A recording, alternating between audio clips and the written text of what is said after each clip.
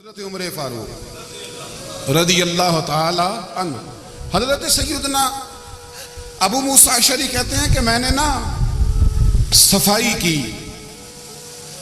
مال غنیمت کی میں نے صفائی کی تو ایک دینار مجھے کہیں پڑا ہوا مل گیا، تو فرماتے ہمیں اجازت ہوتی تھی کہ ایک آدھ دینار ہم اپنی مرضی سے کہیں خرچ کر سکتے، اگر آپ ناراض نہ ہوں تو ہمارے ہاں جب چیئرمین صاحب ناظم صاحب ٹھیکے دیتے ہیں تو ٹھیکیدار ان کا چھوٹا بھائی ہوتا ہے یا چچا کا بیٹا ہوتا ہے یا خالہ کا بیٹا ہوتا ہے، وہ خود ناظم ہوتے ہیں اور ان کا چھوٹا بھائی ٹھیکیدار ہوتا ہے، یعنی وہ سارا کچھ گھر کے اندر ہی رہتا ہے، گھر کے اندر ایک پیسہ دیتا ہے دوسرا واپس اس کو واپس کر دیتا ہے، گھر کے اندر ہی۔ اب تو خیر ہمارے لوگ سمجھدار ہو گئے، ایک بندہ ایک سیاسی جماعت میں ہوتا ہے، دوسرا دوسری میں، اور تیسرا جس کی بھی حکومت آئی حکومت تو ہماری رہے گی نا، ایک بندہ تو ہے نا اس جماعت میں۔ یہ اچھا لوگوں نے ایک طریقہ نکالا ہے۔ تو حضرت عمر کے بیٹے گزر رہا تھا تو حضرت ابو موسیٰ اشعری کہتے ہیں میں نے صفائی کی تو ایک دینار نکلا،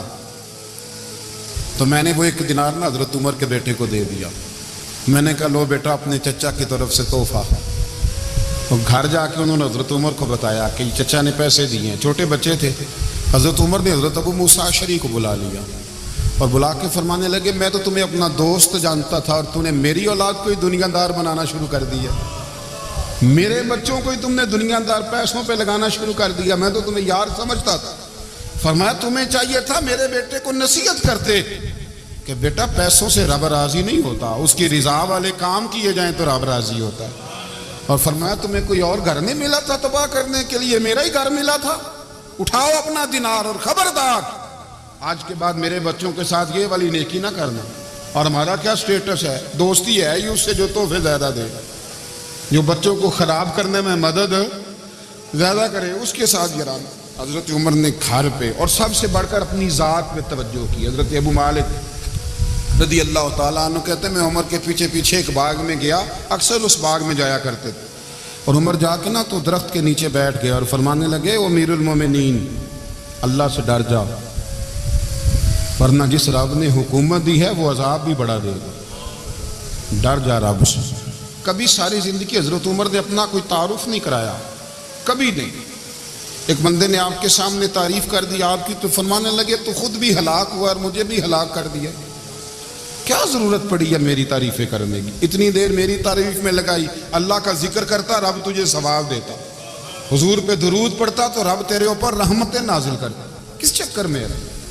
آج جتنا اچھی کوئی خوش آمد کرے اتنی اچھی وزارت ملتی ہے، جتنی اچھی اس کو جو ہے وہ چاپلوسی کرنی آیا درجہ بھی اسے اتنا ہی اچھا ملتا ہے۔ حضرت عمر فاروق رضی اللہ تعالیٰ عنہ آپ کے بیٹے کہتے ہیں، صاحب فتوح الشام نے لکھا ہے، آپ کے صاحبزادے کہتے ہیں میں نکلا تو میرے ابا جی اپنی پشت پر مشکیزہ رکھ کے کنویں سے پانی بھر کے آ رہے، میں دوڑ کے آگے گیا، میں نے کہا ابا جی مجھے دے دے۔ فرمانے لگے بیٹا تیرا کیا خیال ہے، کوئی اور نہیں تھا مشکیزہ بھر کے لانے کے لیے، تیرا کیا خیال ہے؟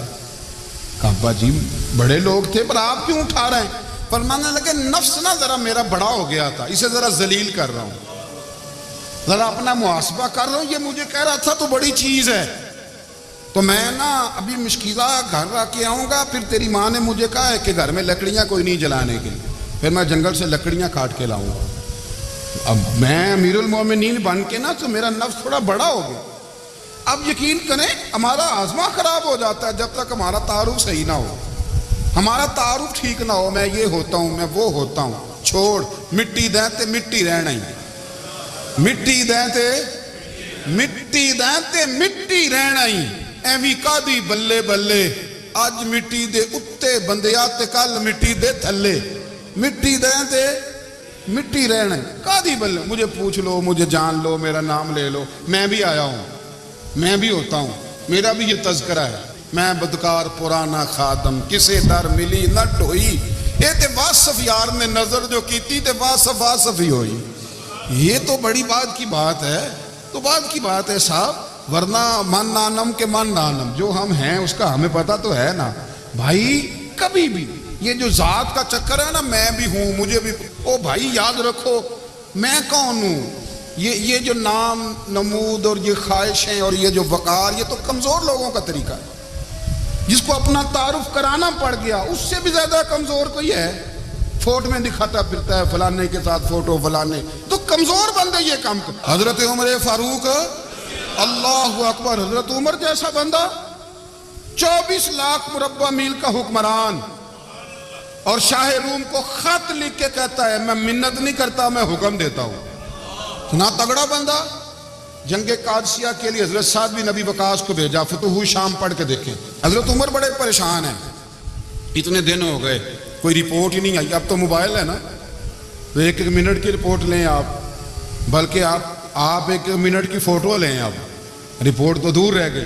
حضرت عمر فاروق رضی اللہ تعالیٰ عنہ بڑے پریشان ہیں کہ قادسیہ میں حضرت سعد بن ابی وقاص کے ساتھ لوگ جہاد کرنے گئے، رپورٹ کوئی نہیں آ رہی۔ اتنے پریشان تھے کہ باہر نکل کے نا اس رستے پہ بیٹھ جاتے جو رستہ قادسیہ کی طرف سے آتا تھا، اس جو بھی آتا جاتا پوچھتے جنگ کے کیا حالات ہیں۔ ادھر جب اللہ نے فتح دے دی نا، تو حضرت سعد بن ابی وقاص رضی اللہ تعالیٰ عنہ نے نا ایک قاصد کو خط دے کے بھیجا، کہنے لگے عمر کے پاس جاؤ، انہیں اطلاع دو کہ الحمدللہ اللہ نے اسلام کو فتح عطا کر دی۔ یہ حضرت عمر کو جا کے دینا، وہ بڑے پریشان ہوں گے۔ وہ جو اس زمانے میں اس طرح ہوتا تھا کہ کئی دور دور سے صحابہ جو دوسرے شہروں کے ملکوں کے رہنے والے ہوتے تھے، وہ بھی آ کے شامل ہو جاتے تھے جہاد میں۔ کوئی 1 دفعہ مدینے آیا، کوئی 2 دفعہ آیا، پھر اپنے اپنے علاقوں میں۔ بہت سارے لوگوں نے زیادہ دفعہ حضرت عمر کو دیکھا بھی نہیں تھا۔ وہ جو قاصد خط لے کے آیا تھا نا، اس نے 1 آدھ دفعہ دیکھا تھا، حضرت عمر بوڑھے ہو گئے، وہ پہچانتا نہیں تھا۔ میری بات کی سمجھ آ رہی ہے آپ حضرات کو؟ ادھر سے وہ خط لے کے آ گیا۔ حضرت عمر مدینے سے باہر نکل کے اس روڈ پہ بیٹھے تھے جو قادسیہ سے آتا تھا۔ جب اس آدمی کو آتے دیکھا تو حضرت عمر اٹھ کے کھڑے ہو گئے، فرمانے لگے قادسیہ سے آ رہے ہو؟ وہ کیا کہتا ہے؟ پھٹے پرانے کپڑے، ٹوٹے ہوئے جوتے، سر پہ پرانی پگڑی، کہنے لگے غلام مدینے کے رہنے والے ہو؟ حضرت عمر کہنے لگے ہاں مدینے کا ہوں۔ کہا میں قادسیہ سے آیا ہوں، الحمدللہ اللہ نے اسلام کو فتح دے دی ہے، الحمدللہ کفر کی کمر ٹوٹ گئی ہے۔ اس نے یہ بات کر کے تو گھوڑے کو ایڑی لگائی، گھوڑا دوڑنے لگا مدینے کے، حضرت عمر بھی ساتھ ساتھ دوڑ رہے۔ فرمانے لگے اچھا بتاؤ خالد بن ولید کا کیا حال ہے؟ تھوڑا آگے جا کے فرمانے لگے اسامہ بن زید کیسے ہے؟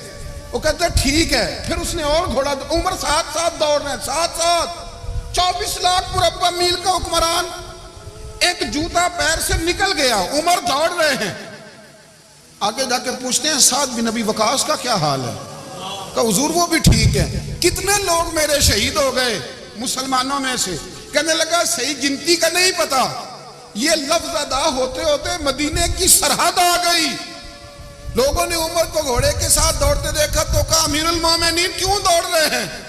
وہ غلام چھلانگ لگا کے نیچے آیا، قدموں میں بیٹھ گیا، کہنے لگا حضور آپ نے بتایا ہی نہیں آپ امیر المومنین ہیں۔ آپ فرمانے لگے کیا بتاتا؟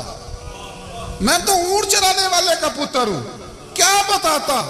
وہ عمر ہوں جس نے اپنے گناہوں کا حساب دینا ہے، کیا بتاتا؟ جو سعد بن ابی وقاص کو جہاد پہ بھیج کے کچھ بزدلوں کی طرح گھر میں بیٹھا ہے، کیا بتاتا؟ کوئی حیثیت نہیں، کوئی طور۔ تو نے اچھا کیا، تو مجاہد تھا، مجھے ساتھ ساتھ دوڑایا، تو نے اچھا کیا۔ جتنے لوگ تھے چیخے مار کے رونے لگے۔ حضرت فاروق اعظم سے کہنے لگے عمر جب تک تیرے جلوے رہیں گے اللہ کامیابیاں ہی عطا فرمائے گا، جب تک تیرا رنگ رہے گا اللہ تعالیٰ نوازتا ہی رہے گا۔ کچھ نہیں، کبھی اپنا آپ ظاہر ہی نہیں کیا۔ بہت بڑے تھے، بہت بڑے تھے حضرت عمر، بڑے تھے، لیکن ساری زندگی اپنے محاذ۔ حضرت ابو رافع غلام تھے، قرآن پاک بڑا سونا پڑھتے تھے۔ حضرت عمر جب بھی انہیں ملتے کہتے ابو رافع تو عمر سے اچھا ہے، قرآن بڑا شاندار پڑھتا ہے۔ تو وہ کہتے حضور اگر میں قرآن صحیح پڑھتا ہوں تو آپ کو قرآن کی تشریح زیادہ صحیح آتی، آپ بھی تو مجھ سے افضل ہیں۔ تو آپ فرماتے نہیں پھر بھی تو مجھ سے افضل ہے۔ کیوں؟ اس لیے کہ تو اپنے غلام اپنے آقا کی نوکری بھی ٹھیک کرتا ہے اور رب کی عبادت بھی ٹھیک کرتا ہے، اور مجھے خالص صرف عبادت کرنی ہوتی ہے وہ بھی ٹھیک نہیں کر پاتا۔ ساری زندگی اپنا محاسبہ، ساری زندگی اپنے گریبان میں دیکھا، ساری زندگی اپنے آپ کو پرکھا، اپنے آپ کو ٹٹولا۔ 62 سال عمر بیت گئی۔ حضرت حذیفہ بن یمان ایک صحابی تھے، میرے نبی کریم علیہ السلام نا ان سے راز کی باتیں کرتے تھے. ہر بندے کا ہاضمہ ٹھیک نہیں ہوتا، سب سے راز کی بات نہیں کرنی چاہیے.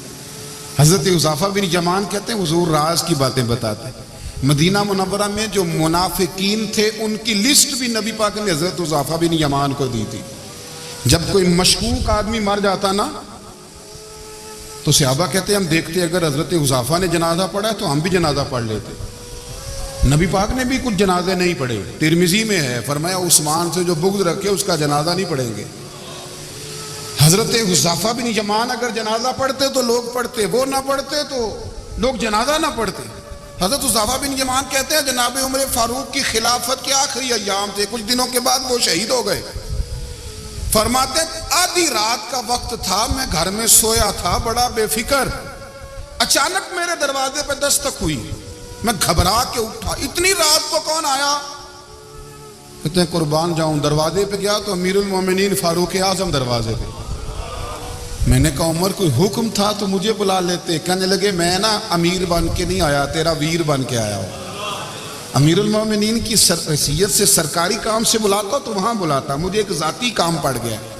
کہتے ہیں میں نے عمر کو گھر کی اندر بلا کے چارپائی پہ بٹھایا. میں نے کہا حضور میں غریب آدمی، میں کیا آپ کے کام آ سکتا ہوں؟ تو کہتے ہیں انہوں نے نا مجھے ساتھ بٹھا لیا، پھر میرا ہاتھ پکڑ لیا.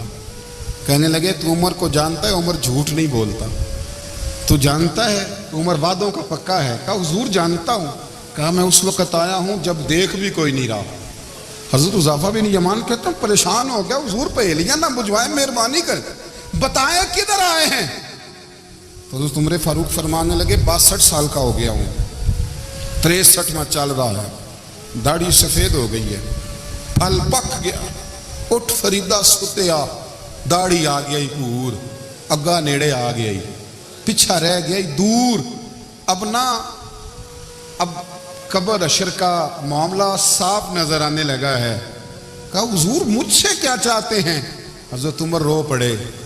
کہنے لگے آج میں عشاء کے بعد نکلا ہوں تو نبی پاک کے صحابہ مجھے نیک کہہ رہے تھے، پھر میں نے بچوں کی ماں سے اور بچوں سے بھی پوچھا ہے، وہ بھی مجھ سے راضی ہیں. پر حذیفہ تیرے ساتھ نبی پاک راز کی باتیں کرتے تھے، سچ بتا کہیں عمر کا نام منافقوں میں شامل تو نہیں؟ سچ بتا ان منافقین میں تو شامل نہیں، کہیں اوپر سے تو نہیں سارا کچھ؟ حضرت حذیفہ بن یمان کہتے ہیں میں باپ کے مرنے پہ اتنا نہیں رویا جتنا عمر کے سوال پہ رویا. میں قدموں میں بیٹھ گیا. میں نے کہا نہیں عمر یہ تو میں نے نہیں سنا، لیکن یہ میں نے نبی پاک سے ضرور سنا ہے کہ میرے بعد اگر کوئی نبی ہوتا تو عمر ابن خطاب ہوتا. یہ میں نے اپنے کانوں سے سنا ہے کہ عمر جس گلی سے گزرے شیطان راستہ بدل جاتا ہے. یہ میں نے اپنے کانوں سے سنا ہے کہ 950 سال حضرت جبریل جناب عمر کی شان بیان کریں تو پھر بھی بیان نہیں ہو سکتا. یہ میں نے ضرور سنا. دوستو ساری زندگی حضرت عمر نے اگر دوسروں کا محاسبہ کیا تو اپنا اور اپنے بچوں کا بھی کڑا خیال رکھا، اپنی ذات پر بڑی توجہ دی.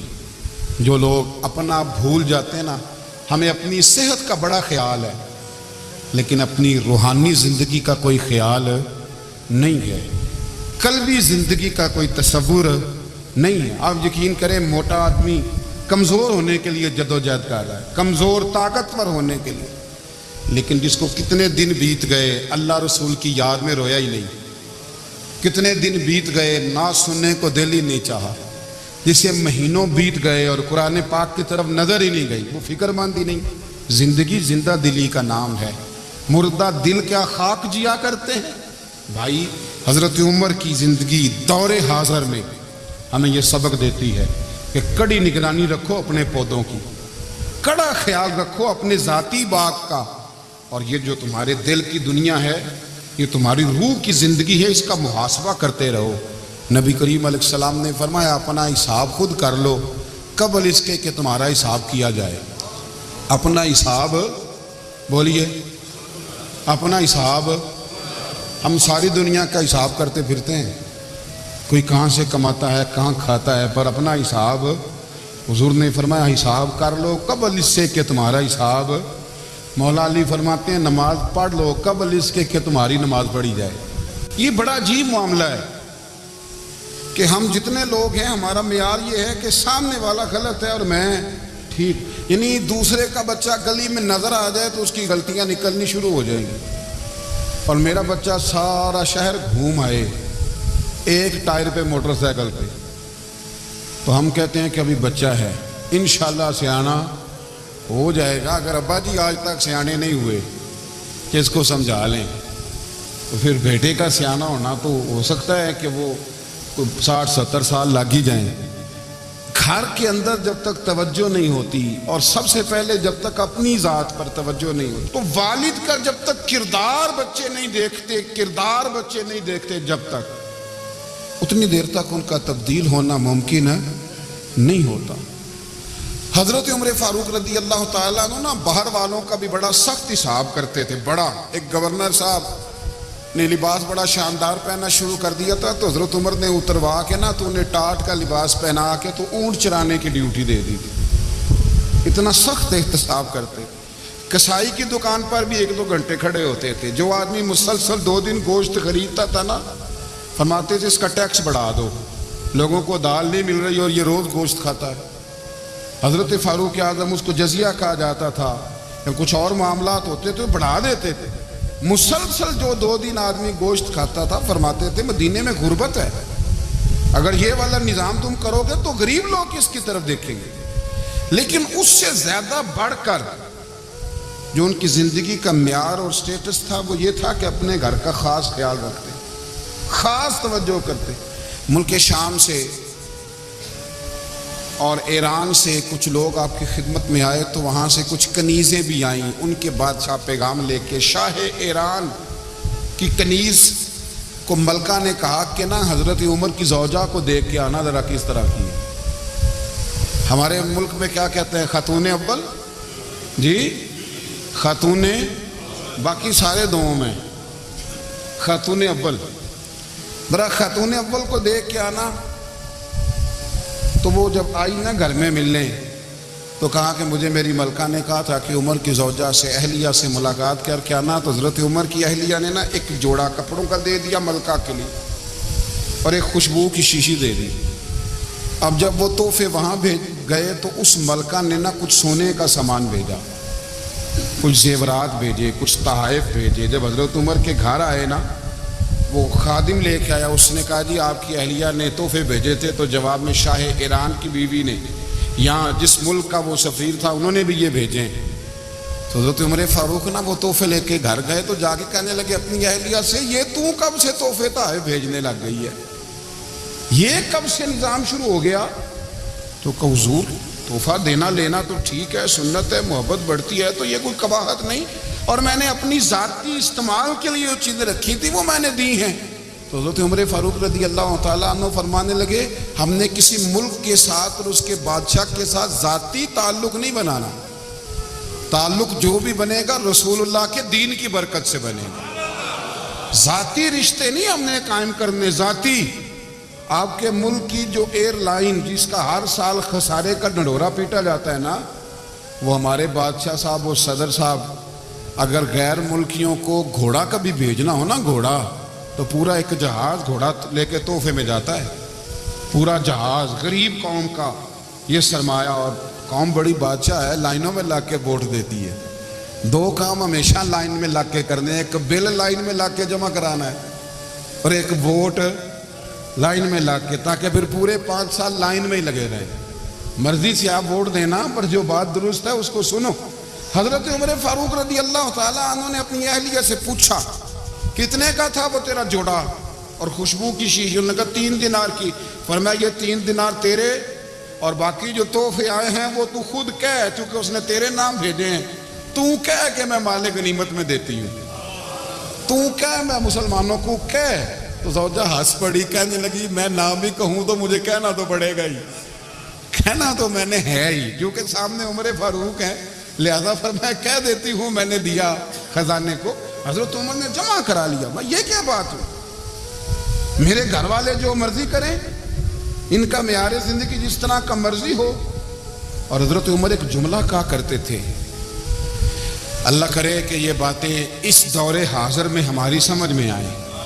حضرت عمر فاروق رضی اللہ تعالیٰ عنہ اپنے بچوں کو فرمایا کرتے تھے کہ بہت آدمی کو بھوک لگی ہو نا، اور پھر اس کی پسند کا کھانا پکا ہو تو اتنے شوق سے وہ اس کھانے کو دیکھتا ہے نا، فرمایا اس طرح پوری قوم اپنے بادشاہوں کے خاندان کو دیکھتی ہے، اس تیزی کے ساتھ دیکھتے ہیں کہ ان کے گھر میں کیا ہو رہا ہے، ان کا معیار زندگی کیا ہے، ان کا سٹیٹس کیا ہے۔ سیدنا فاروق اعظم رضی اللہ تعالی عنہ نے اپنے گھر کے اندر اپنے بچوں، آپ کے بچے دونوں کاروبار کے لیے مصر گئے تو وہاں کے گورنر صاحب نے لوگوں سے، ایک بہت بڑا قافلہ گیا مدینے سے مصر تجارت کے لیے، جاتے ہیں نا آج بھی قافلے کئی ملکوں میں، تو یہ گئے تجارت کے لیے، تو حضرت عبداللہ ابن عمر، حضرت عبید اللہ ابن عمر، حضرت عمر کے دونوں بیٹے گئے، جناب عمر فاروق کے بچے جب وہاں پہنچے تو مصر کے گورنر نے نا لوگوں کو تعارف کرایا کہ یہ عمر فاروق کے بیٹے ہیں، یہ حضرت یہ چودھری کے بیٹے کو کون بتاتا ہے کہ تو چودھری کا بیٹا ہے؟ باہر والے بتاتے ہیں، گھر والے جی، اور سیٹھ صاحب کے بیٹے کو کون بتاتا ہے کہ تو سیٹھ صاحب کا بیٹا ہے؟ اور مالک کو کون بتاتا ہے کہ تو مالک کا بیٹا ہے اور یہ کرایہ دار ہے؟ یہ کون بتاتا ہے؟ یہ سوچ ہم دیتے ہیں بچوں کو، چودھری اور کمی کی سوچ، امیر اور غریب کی سوچ، مالک اور کرایہ دار کی سوچ، گھر کے مالک کی اور کام کرنے والے کی سوچ، یہ ہم دیتے ہیں، یاد رکھنا، یہ ہم دیتے ہیں، یہ ہمارا مزاج ہے، یہ باہر سے نہیں آتا۔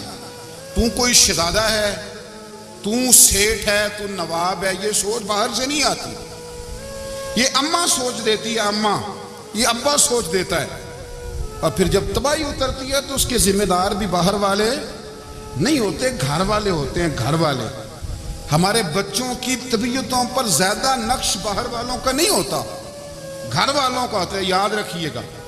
حضرت عمر فاروق رضی اللہ بچے ہیں، شہزادے ہیں، وہ کاروبار کرنے گئے اور وہاں لوگوں نے بتایا گورنر صاحب نے کہ یہ فاروق اعظم کے بچے امیر المومنین کے، لوگوں نے ان سے زیادہ مال خریدا، تجارت میں زیادہ نفع ہوا، ظاہر ہے کہ وہ آپ کے جو اللہ خیر کرے حکمران ہیں، ان کے کاروبار کتنے ملکوں میں ہیں، کس بنیاد پر ہے؟ وہ صرف اس بنیاد پر کہ وہ حکمران رہے، ان کے لیے آسان تھا بڑے لوگوں سے تعلقات بنانا۔ حضرت عمر فاروق رضی اللہ تعالیٰ عنہ کے بچے ڈھیروں مال کما کے جب واپس آئے نا تو حضرت عمر سے آ کے بچوں نے بطور محبت کا، ابا جی اللہ نے بڑا ہی فضل کیا ہے، بڑا مال کمایا الحمدللہ، یہ دیکھیں کتنا نوازا ہے۔ تو حضرت عمر کہنے لگے سارے قافلے نے اتنا ہی کمایا ہے؟ سارے قافلے نے اتنا ہی کمایا ہے؟ تو حضور نہیں، سارے قافلے نے اتنا نہیں کمایا، سب کو اتنا نہیں ملا، وہ تو وہاں گورنر صاحب نے لوگوں کو تعارف کرایا تھا کہ یہ عمر کے بچے ہیں، تو لوگوں نے پھر ہم سے بڑا ہی خریدا۔ تو حضرت عمر فرمانے لگے ٹھیک ہو گیا، میں بات سمجھ گیا ہوں، اس طرح کرو جو تمہاری اصل زر تھی نا، جو راز تھی وہ رکھ لو، اور باقی سارا مال خزانہ میں جمع کرا دو، اس لیے کہ یہ تم نے تجارت نہیں کی، یہ تم نے اپنے باپ کا نام بیچا ہے، یہ تم نے امیر المومنین کے بیٹے ہونے کا فائدہ اٹھایا ہے۔ فرمایا یہ تمہارا نہیں حق، یہ مسلمانوں کا ہے، اس لیے کہ یہ مال تم نے محنت سے نہیں کمایا، یہ باپ کی کرسی کا فائدہ اٹھایا ہے۔ اور فرمایا اگر تم نے مال جمع نہ کرایا تو میں مال بھی لے لوں گا زبردستی اور کوڑے بھی ماروں گا، ڈبل سزا دوں گا، مرضی سے جمع کراؤ گے تو کوڑوں سے بچ جاؤ گے۔ بڑے بیٹے نے تو جمع کرا دیا تو چھوٹا تھوڑا پریشان ہوا، تو حضرت عبداللہ ابن عمر چھوٹے کا ماتھا چوم کے کہنے لگے بیٹے چپ کر کے جمع کرا، یہاں بھی فخر کر کے ہم عمر کے بیٹے ہیں، اور قیامت میں بھی فخر کریں گے کہ ہم فاروق اعظم کے بیٹے ہیں۔